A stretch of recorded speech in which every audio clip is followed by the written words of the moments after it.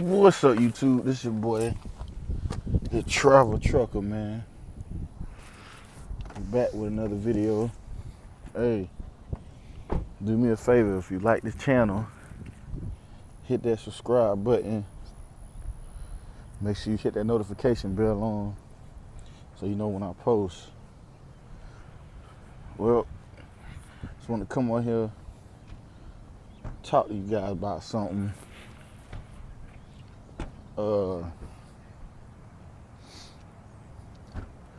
This is, well, I'm not gonna say it like that. Well, this conversation is the reason why truck drivers should not be living check to check or paycheck to paycheck, how they say it. Well, guys, in today's climate, I do not think you can have a 20, 30-year career in trucking anymore. Now, I know a lot of y'all gonna get on here and say, well, what you talking about? What you talking about? I'm gonna tell you what I'm talking about. The way trucking is set up right now, it's not designed for longevity. At this point, after COVID, majority of companies, they will let you go for anything. Like, the freight is not paying so good, so if you still in time, they're gonna fire you. If you on late, they're gonna fire you. If you wasting fuel, they're gonna fire you. If you wasting resources, they're gonna fire you. And that's not good for the average truck driver, because everybody out here makes mistakes. But you cannot be in a point in this trucking game where you're living paycheck to paycheck.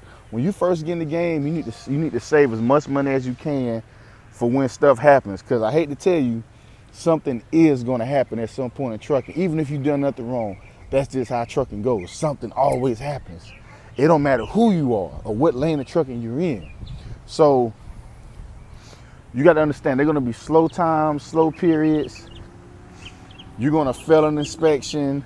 You're going to have breakdowns.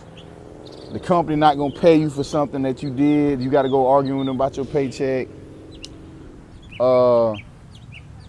Everybody's going to break their clock at least once. You know, somebody's always watching you when you go out somewhere. So you got to be mindful of the not if it happens, it's when it happens. So the sooner you know that, the sooner you can be more at peace, because you can't be sitting here thinking you finna be some perfect truck driver, because I hate to tell it to you, nobody in the trucking industry is perfect. You need to save your money. When you first start getting some money, a little piece of change, you need to save as much as you can. I'm not saying live like a homeless person, but live beneath your means and stack you up a good 3 to 6 months of bills. So if something goes bad, you have money to sustain in between jobs, or when you could pivot. You know, a lot of people, soon as they get their first $2,000 check, they blowing stuff. They creating more bills for themselves. The more money you make, the more bills you have, or the more stuff, the more money you spend. That's just fact. And the quicker you can keep that to a minimal, the more money you save. When them transitions and peaks and valleys go up and down in trucking, you'll be able to sustain until it gets back right. Because right now the trucking industry is not good. They're not hiring, you know, like they used to. They're still hiring, because I'm finding jobs for y'all. I am finding them, but they're not hiring like they used to. And you, as a driver, need to know your mortality rate in trucking is smaller than what it was when your mother or your dad or your grandparents was truck driving. It is not the same trucking industry. You are interchangeable. Nobody has loyalty. Being a hard worker gets you nowhere, you know, because you got lazy workers making the same thing.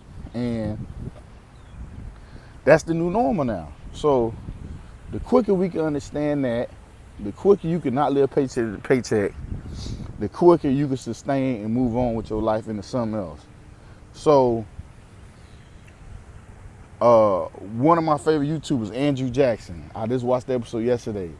Do you know he works for a fuel hauler in Nashville? Do you know they sent this man home possibly being fired because he went to Burger King for 15 minutes while he's on the clock being paid hourly?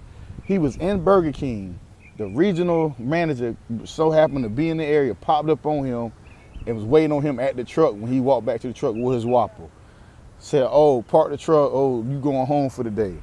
He tried to get the man the keys. He said, well, we're going to talk about it. I'll let you know Tuesday we're going to fire you, but go home. This man got sent home for stealing time, and all he did was go to Burger King.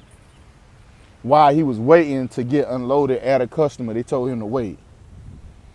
So that's like a gray area right there. That's the part of trucking I don't like. All these rules and regulations, like I can't respect it, man. The way trucking set up, man, they give these companies too much power to control your life like puppets, and I'm not with that. That's why I'm all for getting money outside of trucking. That's why I preach to y'all, get y'all some money outside of trucking so they can't little boy you. You know, in my mind, I want to be making more than my terminal manager overall. So, you know, and I think at some point I did surpass that. You know, I was making more than my terminal manager. He just didn't know it. This and various other endeavors I got going on. So when I was no longer at that company I was at, I really didn't give a shit. I had shit already in motion. I was a person that lived beneath their means. I had hella paychecks put up. I had other stuff coming in. I'm retired. So, you know, stuff didn't really hit me like it would hit the average truck driver. But I say that to say, you do not need to live paycheck to paycheck. When these companies paying you all this money, understand, if you getting $2,500 a week, another driver getting $1,500 and he counting your pockets and he getting jealous, then eventually that dispatcher gonna have to glaze him over because he gonna leave, or your terminal manager, somebody gonna see you getting more loads than everybody, they're gonna have to spread it out amongst the crew. And that's the one thing I hate about trucking. Somebody always in your pockets. So never let them control that much to where they fire you.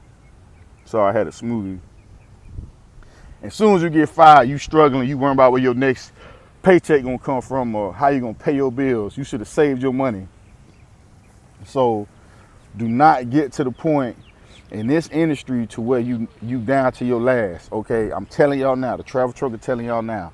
Or even industry or any business profession, don't get down to your last.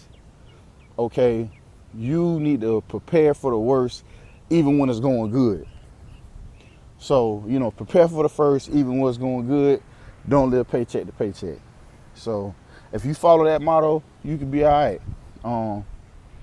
But that's all, man. Like I say, man, beautiful day in the city.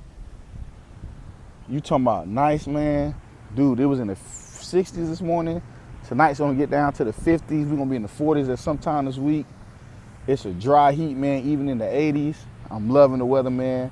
I'm finna go home and get my big truck and go wash it in my work truck because I've been neglecting it. And yeah, we going from there.